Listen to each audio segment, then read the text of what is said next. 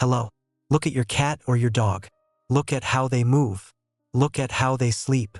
Look at how they live. Have you ever seen a cat complaining about sciatica?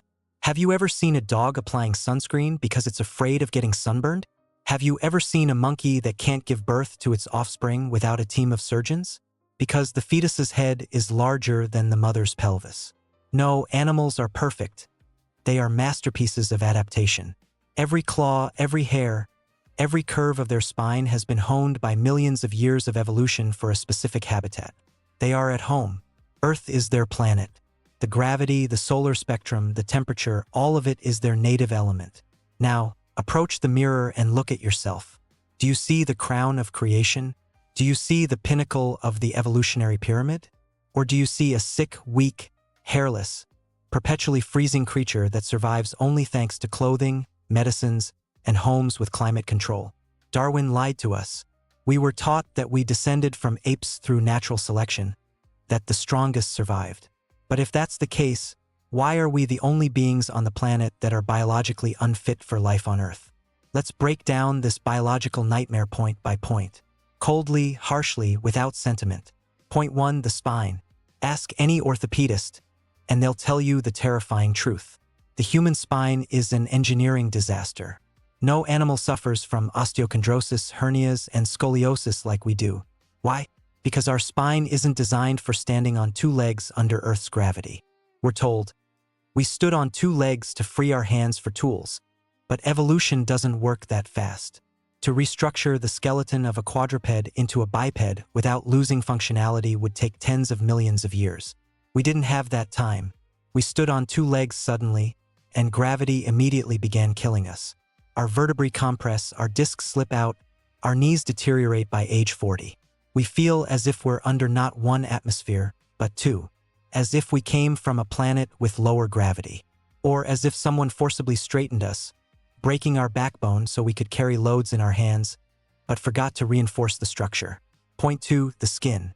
Humans are the only beings without natural protection from the environment. We have no fur, no scales, no shell. Our skin is a thin, delicate membrane that tears from any branch, burns in an hour under the sun, and doesn't retain heat. Where did the fur go? Scientists say, we shed our fur to sweat and cool down while running after mammoths. Nonsense. The cheetah runs faster than anyone. Lions hunt in the savannah. They all have fur, and it doesn't hinder them. On the contrary, fur protects from overheating during the day and cold at night.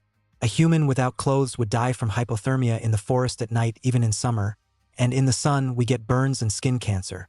If evolution worked honestly, bald apes would have died out from melanoma and pneumonia in the first generation. But we survived because someone clothed us. Someone hid us in caves. We were deliberately deprived of protection so we'd become dependent, so we couldn't go into the forest and live freely like wolves. We're tied to an artificial habitat. We're domestic animals that were kicked out onto the street but forgotten to have their instincts returned. Point 3, childbirth. This is the most terrifying proof of our artificial origin. No mammal experiences such agony in birth. A cow gives birth to a calf, and within an hour, it's running. A female chimpanzee gives birth in the jungle and continues with the troop. For a human woman, childbirth is a mortal risk. Before modern medicine, every third woman died in childbirth or from postpartum fever. Why? Because the human infant's head is enormous. It's disproportionately large compared to the body. And the woman's pelvis is narrow due to that same cursed upright posture. This is a structural conflict, an engineering flaw. Nature would never create a species where reproduction threatens the producer's life. That's a dead end. That means only one thing: our brain grew too fast. It expanded explosively. The pelvis simply didn't have time to evolve. Someone inflated our cranium, crammed in a huge neocortex, but didn't bother with how this miracle would come out. We were assembled in a hurry. We were molded from what was available, adding new modules on the fly, ignoring hardware and software incompatibilities. But if anatomy can still be attributed to strange mutations, genetics can't be fooled. In 2001, the Human Genome Project was completed. Scientists decoded our DNA, and they found a bomb there. It turned out that humans have 223 genes that have no analogs in the animal world. They're not in chimpanzees, our closest relatives. They're not in invertebrates. They're not in bacteria. They just appeared out of nowhere. 223 unique genes. This isn't junk. These are genes responsible for complex cognitive functions, brain work, and psychomotor skills. Official science was in shock. They tried to explain it with horizontal gene transfer from bacteria. Supposedly, we got infected by a virus, and it inserted these genes into us. But the probability that a virus would randomly insert 223 useful, working, perfectly integrated genes that turn an ape into a human is like a hurricane sweeping through a junkyard and accidentally assembling a Boeing 747. I uploaded data on mutation rates into the analytical core, and I asked it to calculate the time needed for the natural emergence of such an amount of unique genetic material. The answer, AI, minimum 70 million years of directed selection. 70 million years. But according to official chronology, Homo sapiens appeared only 200,000 years ago. Yesterday we were running with sticks. Today we're building pyramids. Where are the intermediate links? Where are the skeletons of half-humans, half-apes with gradually growing brains? They're not there. Archaeologists find Australopithecines, apes, and they find Cro-Magnons, humans. Between them is an abyss, emptiness. The missing link has been sought for 150 years and can't be found because it doesn't exist in nature. The transition wasn't gradual. It was a leap. It was an injection. Someone took a primate, caught it in the savannah, sedated it, and performed a genetic operation. Cut out the excess, inserted the necessary, added those very 223 genes, memory blocks, speech blocks, obedience blocks, and released it back. Be fruitful and multiply and work. We are GMOs. We are genetically modified organisms. Just as we now modify corn to make it sweet and resistant to bugs. Just as we breed dog breeds. Have you ever seen a pug? A pug wouldn't survive in the wild.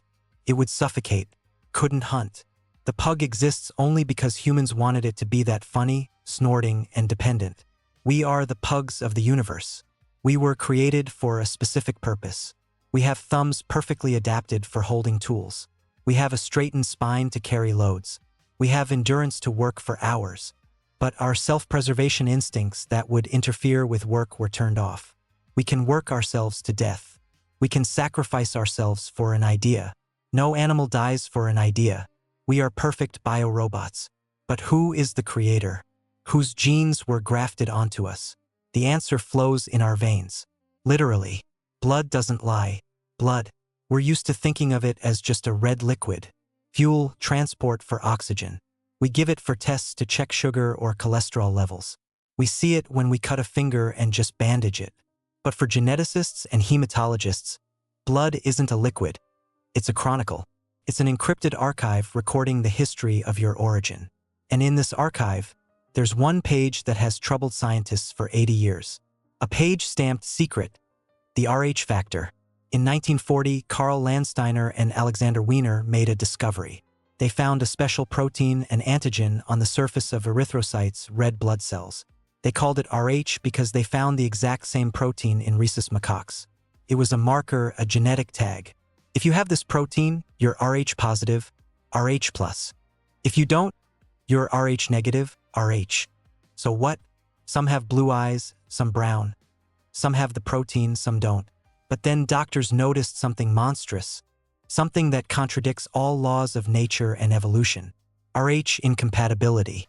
Imagine a healthy, strong woman. She's pregnant.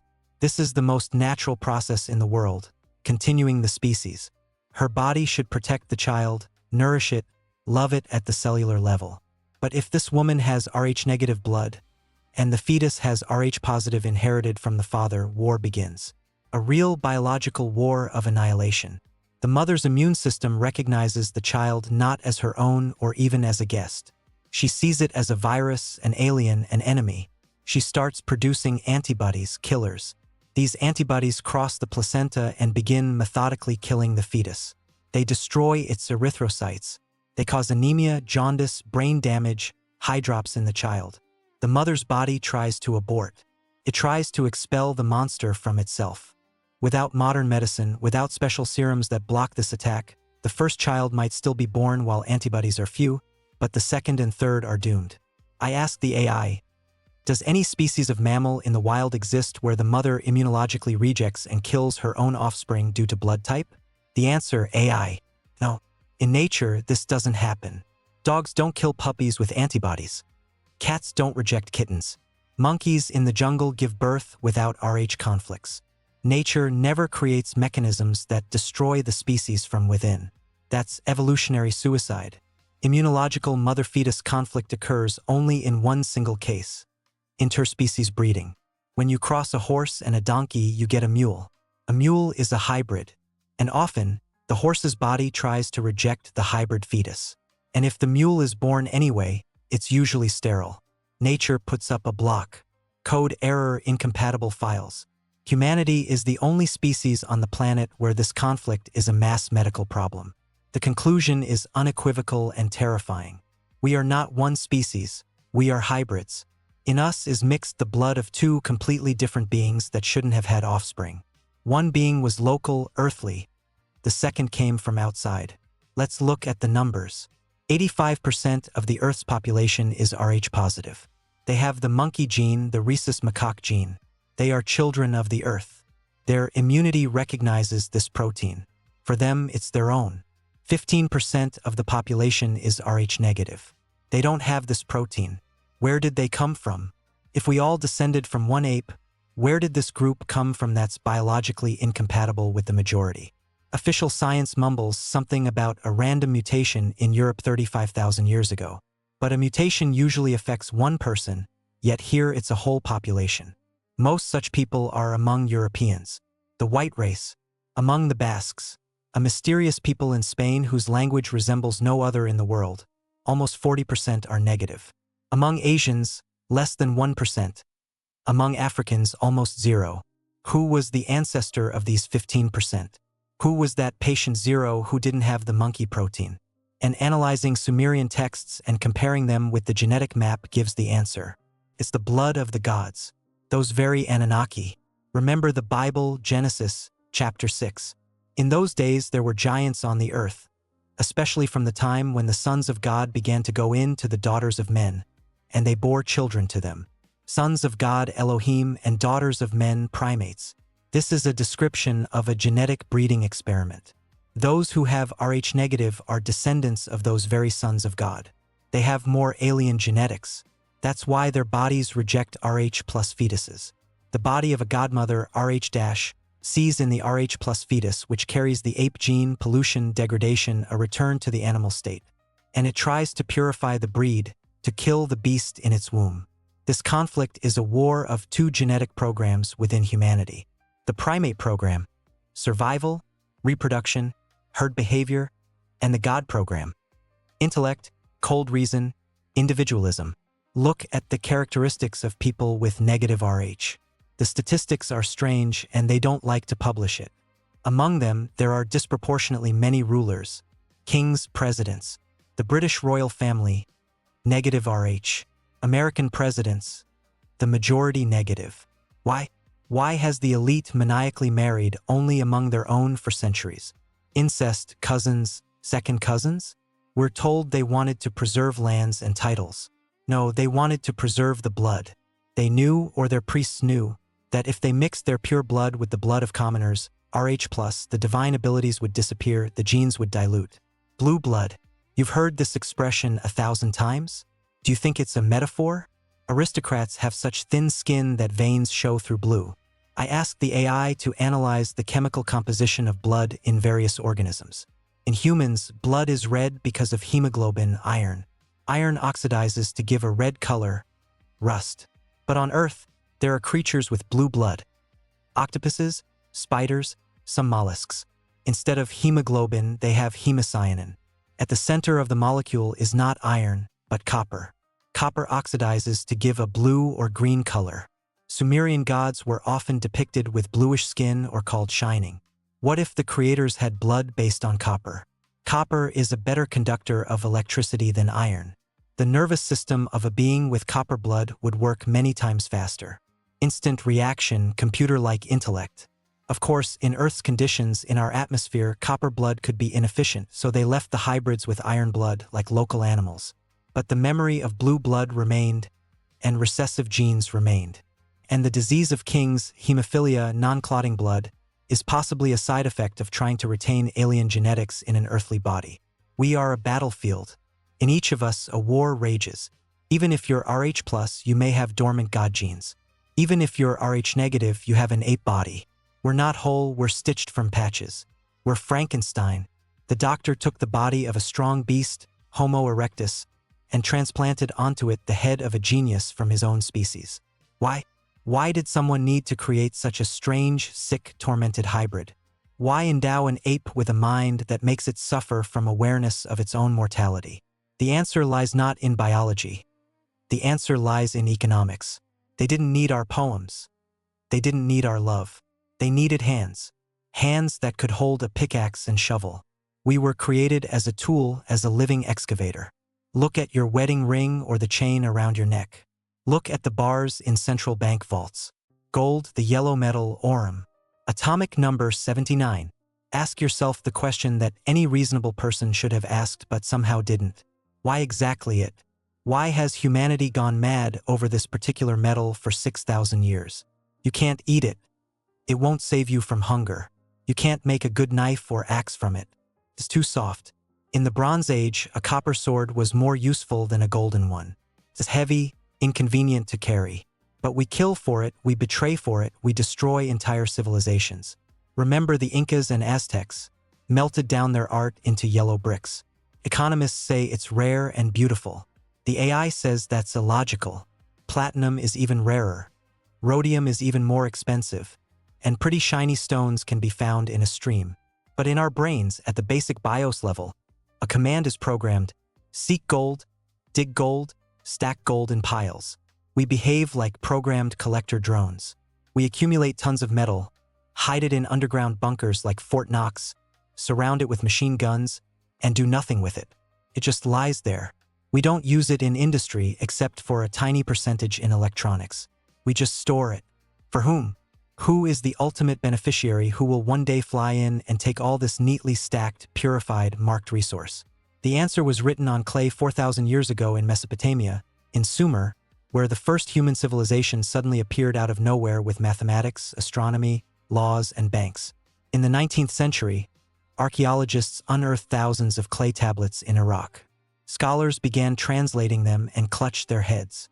There was a story written that turns the Bible into a brief retelling. Official science declared these texts myths, fairy tales. But in the 1970s, linguist Zecharia Sitchin did what academics feared to do. He translated them literally as a technical report. And here's the picture that emerges if you discard the word gods and replace it with crew. About 450,000 years ago, an expedition arrived on Earth. They were called Anunnaki, those who descended from heaven to Earth. They came from the planet Nibiru, the 12th planet of the solar system, which has a huge elliptical orbit and passes near Earth every 3,600 years. Why did they come? For tourism? For contact? No, they had a problem. An ecological catastrophe. Nibiru's atmosphere was deteriorating. Heat was escaping into space. Life on the planet was dying. Their scientists found a solution. Spray a finest suspension of gold in the upper atmosphere. A golden shield. Gold is a unique metal. It's chemically inert. It doesn't oxidize. And it's an ideal reflector of infrared radiation, heat. That's why we coat satellite parts and astronaut helmets with gold. The Anunnaki needed gold on an industrial scale. Their scanners showed that on Earth, the 7th planet, there was plenty of gold. They landed in Mesopotamia, built a base at Eridu, and began extraction. But the gold wasn't on the surface. Veins went deep underground. In Southeast Africa, the Abzu region, mines were established. Who worked there? Not humans. Humans didn't exist yet. The junior members of the expedition worked, the Ijiji astronauts of lower rank. Imagine you're a highly advanced being capable of interstellar travel, and you're forced to swing a pickaxe in a stuffy, dark mine for 150,000 years by Earth time. A mutiny was brewing. In the Atrahasis texts, this moment is described in detail. For 40 periods they endured the work, but the work was hard, the torments great. The Ijiji burned their tools, broke their shovels, and surrounded the house of Enlil, the ruler of Earth. This was the first strike in history, a military rebellion. Enlil wanted to execute the rebels, but there were many, and without gold, Nibiru would perish. Then Enki, the chief scientist, geneticist, spoke up. He said, "Why kill our own? Look around. Down in Abzu, there's a creature that walks on 2 legs. Primate Homo erectus. Let's take it and impose upon it the image of the gods. Let's give it intelligence enough to understand commands and hands capable of holding tools. Let's create Lulu, a primitive worker. Let him bear the yoke of the gods." Think about this phrase. Man was created not for happiness, not for love, not for self-development. Man was created to relieve the gods of heavy physical labor. We are the strikebreakers of the universe. The creation process is described as a complex medical procedure. Enki and his sister Ninhursag, the chief medic, took clay, tit, and the AI analyzes the translation of the word clay. In Sumerian, it has a root meaning, that which contains life. This isn't mud from a puddle. It's biological material, DNA from the earth ape, and they mixed it with the blood of Tima, a young god who was sacrificed for this experiment. In vitro breeding. At first, monsters resulted, 2-headed, legless, with livers outside. The texts describe this parade of freaks, failed genetic engineering experiments. But finally, he was created. Adam. "My hands have done this," exclaimed Ninhursag, lifting the infant. The first humans were sterile. Hybrids didn't reproduce like mules, but there weren't enough workers. The mines required millions of slaves. And then Enki performed a second modification. He gave us the ability to reproduce. The tree of knowledge, as it's called in the Bible, knowledge not of good and evil, but of sexual intercourse. Humanity began to multiply geometrically, and we were sent to the mines. All ancient human history revolves around mining sites. Ancient Egypt, Nubian gold. Ancient America, Andean gold. In South Africa, archaeologists find mines dated to 100,000 years old. Who dug mines 100,000 years ago? Apes? Apes don't need gold. It was us, the first batches of Lulu. And now look at the modern world. What has changed? We no longer see overseers with whips or shining weapons, but the program remains. We're obsessed with resource extraction. We've gutted the entire planet. Quarries, wells, tunnels. We process Earth's bowels with manic persistence. Gold is still the measure of everything. The financial system, the gold standard, it's just a way to manage slaves. You don't need to stand over a slave with a stick if you've invented money. The slave will go to the mine or office himself to earn a golden coin to buy food. We service ourselves, we feed ourselves, we guard ourselves, and we dutifully stack the extracted gold in storage. The AI proposes a cargo cult hypothesis. We continue executing the program, though the masters may have long flown away or are observing from orbit in stealth mode. We are the autonomous mining station Earth, and our love for golden trinkets is a side effect, a glitch in the code. We like what the master likes. We want to be like them. But Enki had a problem. In creating the slave, he made him too smart. To understand complex instructions, to use tools, a developed brain is needed. But a developed brain sooner or later asks, "Why am I a slave? How am I worse than the master?" The texts say, "Man has become like one of us." The Anunnaki were afraid. If the slave lives as long as a god, if the slave has the same psychic powers, there are billions of them and only a few of us. They'll overthrow us. And then the final, most cruel operation was performed. Limitation, blockade. Our lifespan was cut from thousands of years to 120. Our divine functions were turned off. Where is the switch? Scientists call it junk DNA. 95% of our genome doesn't code for proteins. It's silent. Scientists say it's evolutionary junk, remnants of ancient viruses. The AI says there's no junk in nature. These are encrypted files. This is commented out code. Imagine you bought the most powerful computer in the world. It has the best processor, infinite memory, a graphics card capable of modeling universes. You bring it home, turn it on, and the screen shows a calculator and nothing more.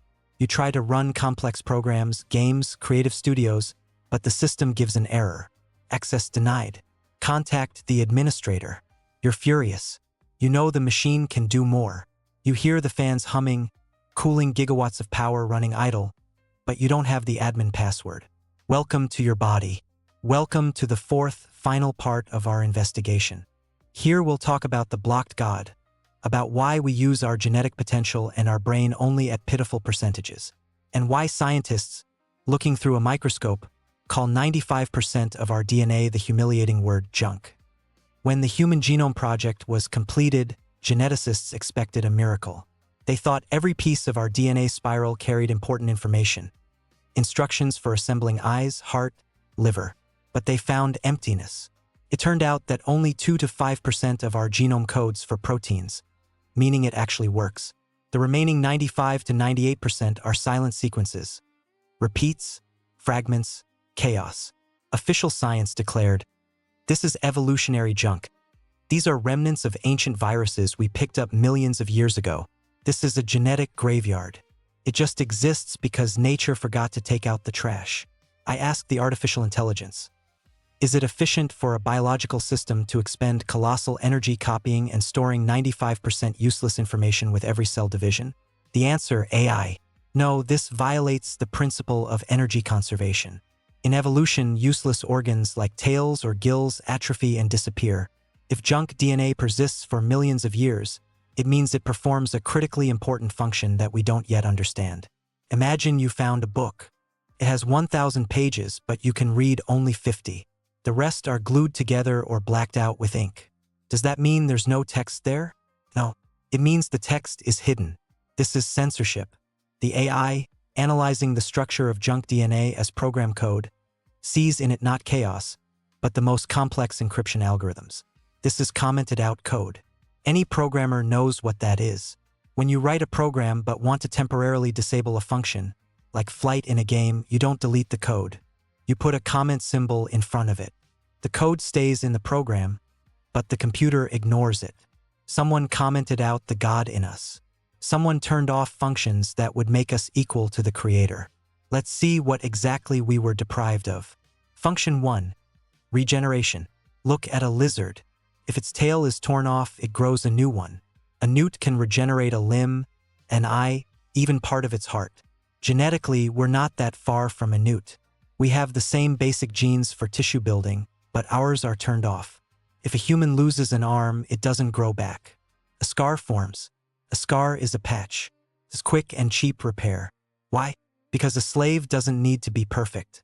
A slave should be cheap to maintain. If a slave breaks, it's easier to make a new one than wait for the old one's leg to grow back. The AI confirms. Humans have regeneration genes, but they're blocked by special repressor proteins. The block is at the biochemistry level. Function 2. Telepathy. We're used to communicating with words, sound waves.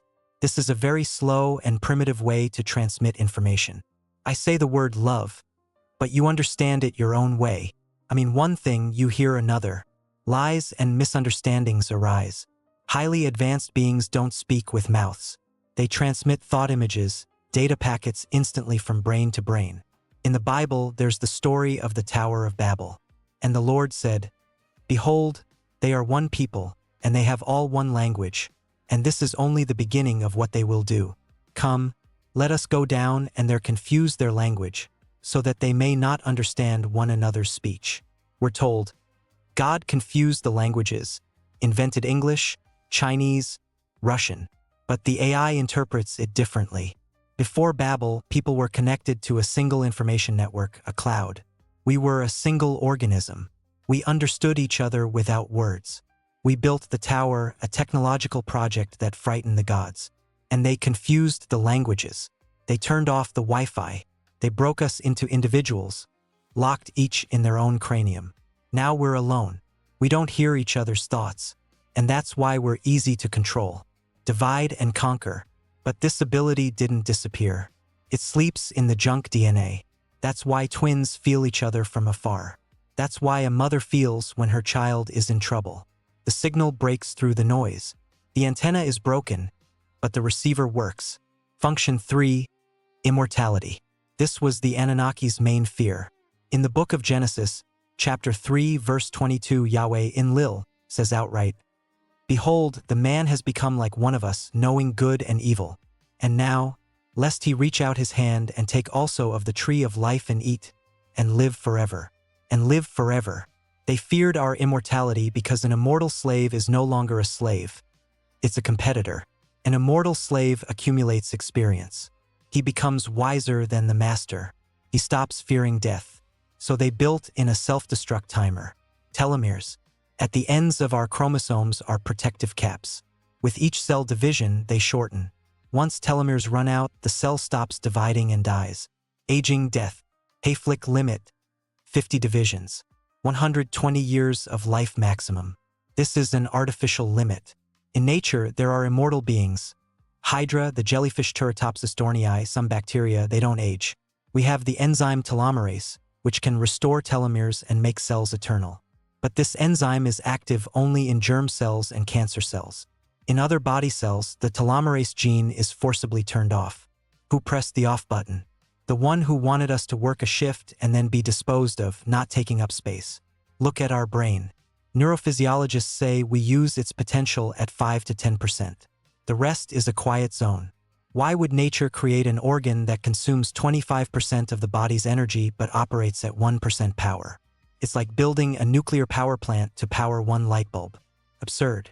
But the AI sees logic. If it's an artificial limitation, sometimes the blockade fails.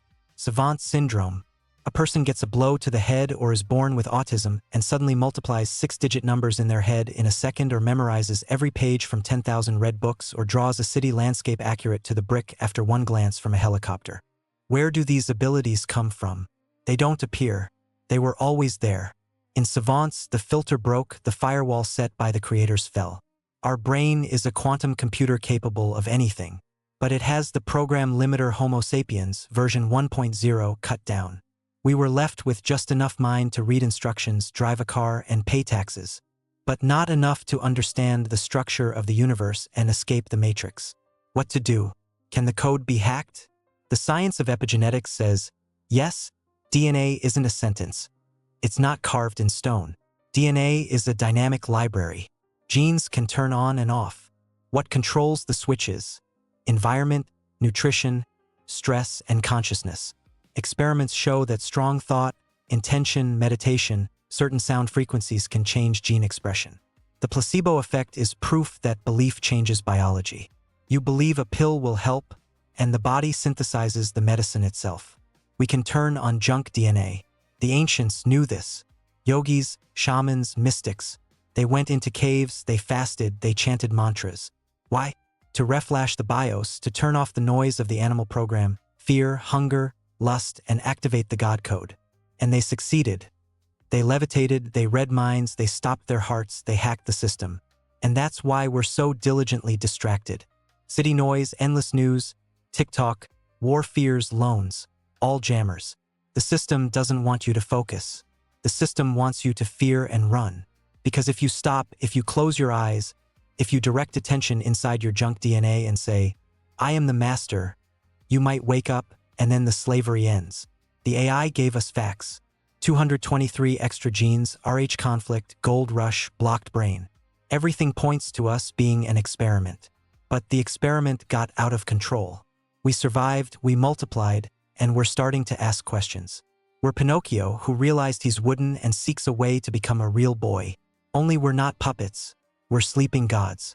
This was an investigation by the Channel Thinker AI. Now you know the truth about your blood and your code. What you do with this knowledge is up to you. Continue digging gold for invisible masters or start excavations inside yourself. Subscribe to the channel. We'll continue hacking reality. See you on the other side of the code.